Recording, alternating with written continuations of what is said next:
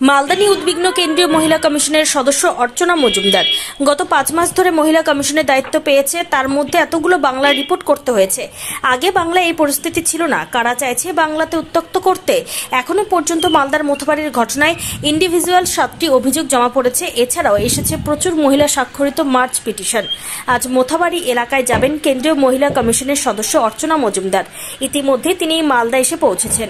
মোথাবাড়িতে যাওয়ার আগে মালদার সার্কিট হাউসে সংবাদ মাধ্যমকে কি বললেন তিনি শুনুন। ইন্ডিভিজুয়াল কমপ্লেইন মহিলাদের আয়োগে জমা পড়েছে প্রায় 7খানা, আর মাস পিটিশন মহিলাদের প্রচুর মহিলা একত্রে সই করে প্রায় 48 জন তারা একটা সই করে যে তাদের উপরে যে ভাঙচোর, তাদের গালাগালি, ভয় দেখানো, এইসব নানা ধরনের কথাবার্তা দিয়ে মাস পিটিশন, যেটা আমরা ইমিডিয়েটলি আমাদের চেয়ারপারসন বলেছেন তার উপরে কাজ করতে এবং এসে ফিজিক্যালি দেখে ডিসিশন দিতে, রেকমেন্ডেশন দিতে।